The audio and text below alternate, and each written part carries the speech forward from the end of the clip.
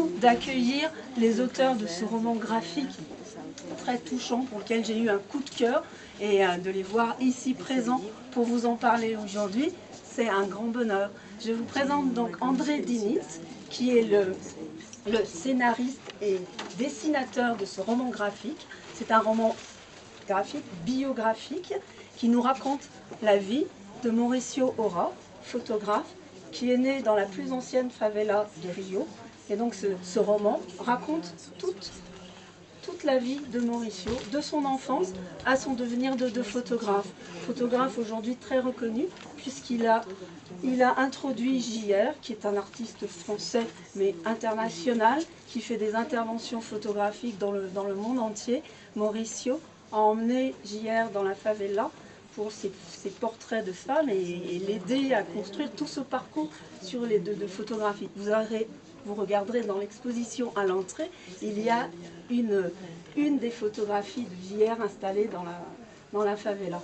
Donc c'est une rencontre tout à fait informelle. Vous pourrez poser toutes les questions que vous souhaitez à ces auteurs. Alors moi, la première question que je voudrais leur poser, c'est comment ils se sont rencontrés. Comment vous avez rencontré... oui.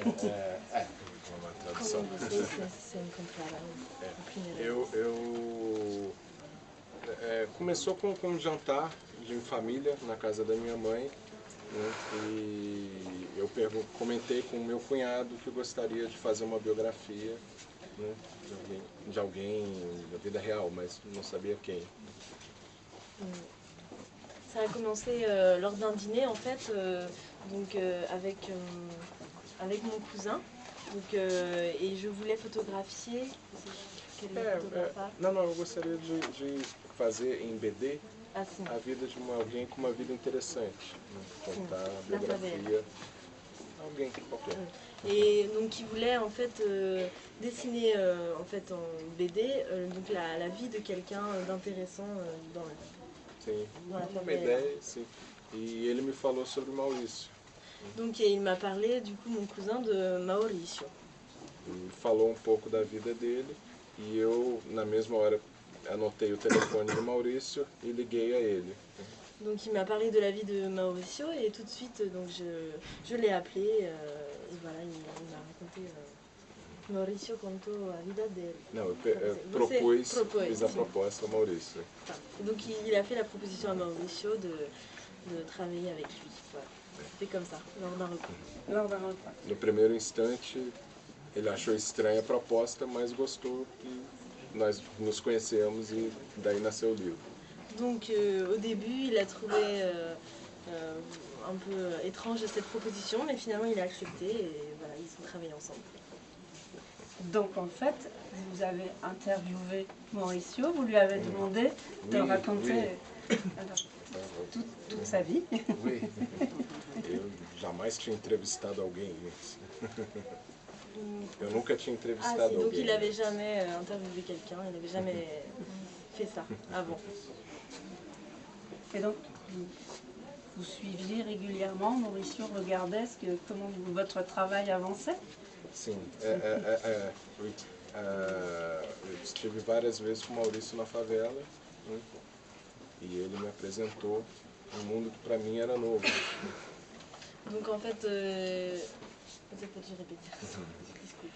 Nós nos encontramos várias vezes na favela e o Maurício me apresentou um mundo, né, um novo mundo ali da favela que para mim era novo, mesmo eu sendo alguém do Rio. Donc en fait, nous nous sommes rencontrés plusieurs fois dans la favela et ensuite donc j'ai commencé à écrire, voilà, et à commencer le travail avec Mauricio. Sim, então,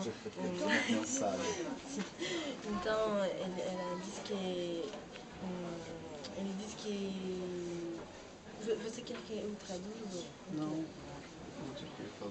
Tá bom. Então,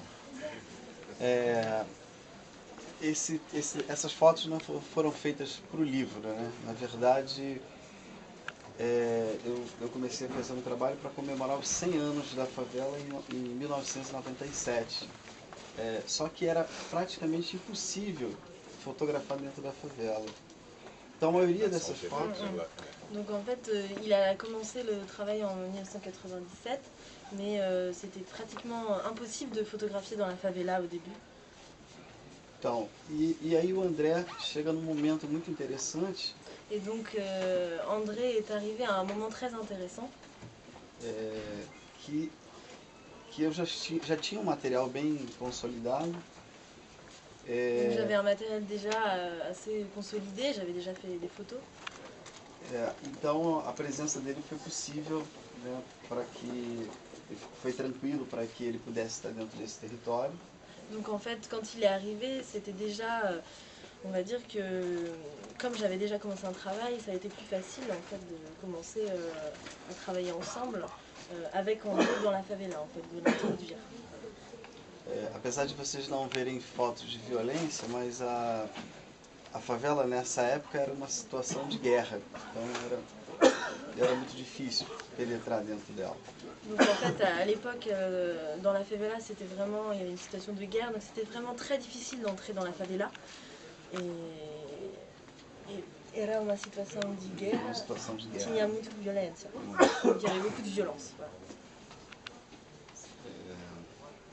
Então esse trabalho, como o do JR, era uma forma de expressar, né, aquela realidade. Donc le travail avec JR, c'était vraiment une façon d'exprimer vraiment une certaine réalité dans la favela. E na verdade é uma história muito comum de uma pessoa que mora dentro de uma favela. Mas o André... C'est une façon en fait, de montrer vraiment d'une manière assez commune, enfin on va dire le quotidien voilà, d'une favela. Mas o André soube fazer um roteiro muito bonito et prende. Donc André a fait vraiment un scénario, enfin il a conçu un scénario vraiment beau et donc, voilà. Eu tento falar um pouquinho de francês, você me ajuda. Je veux essayer de parler un peu le français et va m'aider. Oui, c'est bien. Oui. Quand je connaissais Mauricio, je voudrais, dès le premier moment, de raconter son histoire sur un BD. Mais en même temps, je n'avais pas l'envie de faire une autre histoire sur la violence, parce qu'il y a beaucoup d'histoires. Quand le Brésilien parle sur favela, sur le romance, le cinéma, c'est toujours sur la violence, le sujet c'est la violence. Donc c'est presque impossible de parler sur la favela sans parler sur violence, mais le principal sujet à moi, je veux changer ça. Et je perçois que j'ai rencontré l'histoire que encontrei a história que eu gostaria de escrever.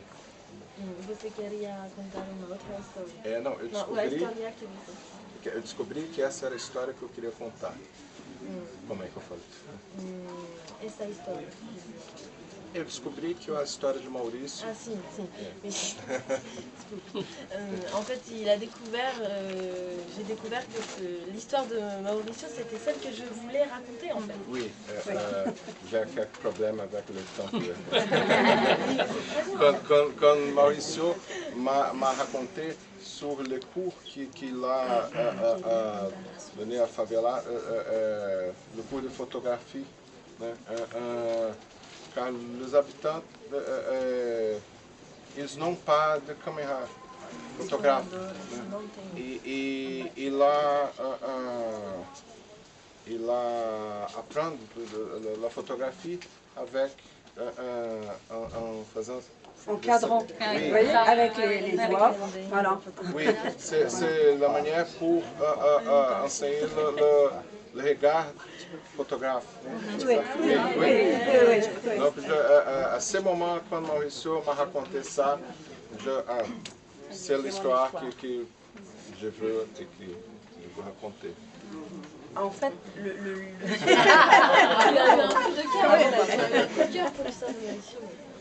oui, parce qu'en fait, c'est une histoire très humaine. On est proche des gens et pas de quelque chose de stigmatisé. Oui, oui. On rentre dans l'histoire des individus.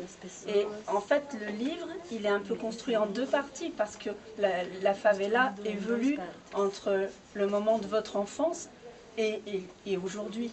Il n'y avait pas du tout la même atmosphère aussi.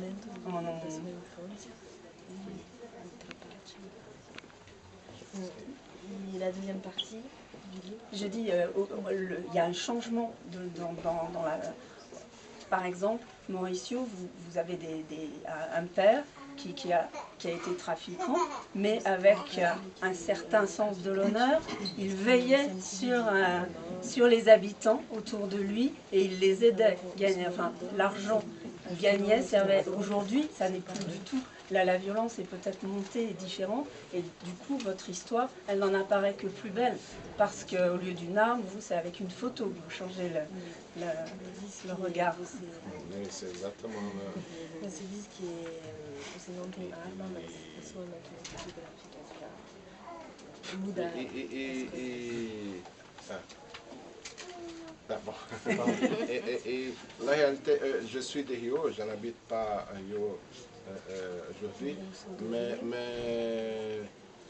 il y a quelque chose qui comme un apartheid social. Et chaque quartier a la favela à côté, mais en même temps c'est comme si un autre monde, un monde très loin. Et c'était ma première fois réellement dans une favela. Et Mauricio m'a montré ce nouveau monde à moi que je savais juste seulement par les journaux, par les médias, et ce n'est pas réel. Et j'avais beaucoup de surprises, de mauvais surprises, de très bonnes surprises, mais même à moi, c'était une nouveauté, c'était quelque chose de très neuf. Et c'était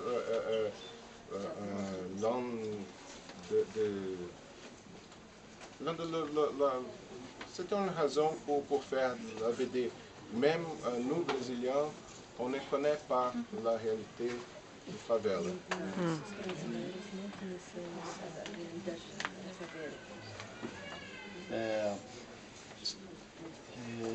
Em 2005, no ano do Brasil na França, En 2005, l'année du Brésil en France, eu fiz uma exposição junto com 3 arquitetos j'ai fait une exposition avec 3 architectes aqui na França, na estação, lá na França, em Paris, desculpa, na estação de Luxemburgo. Ah, si. Donc à la gare du... Luxembourg. Si, du Luxembourg. Foi uma grande exposição de grandes formatos, né? Donc j'ai fait une grande exposition avec des grands formats. Que não surtiu efeito nenhum no Rio. Na favela não foi... Mas foi muito interessante porque... que não teve consequência na favela, né? Qui n'a eu aucune conséquence dans la favela. Mas a prefeitura, o governo brasileiro viu e se incomodou. Mais par contre, la préfecture brésilienne, le gouvernement brésilien l'a vu et donc ça a posé problème. Então é só dessa forma que a gente consegue transformar. É quando um artista como o JR, como o André faz um livro. Donc quand ça se passe comme ça, en fait, un artiste arrive à transformer, à bouger les choses. Comme JR, como Views, que é o Alexandre Farto, que fez essa imagem aqui. É um artista português muito famoso. C'est o nome Views? É Alexandre Farto. Ah, donc Alexandre Farto, c'est un artiste portugais. português. C'est un artiste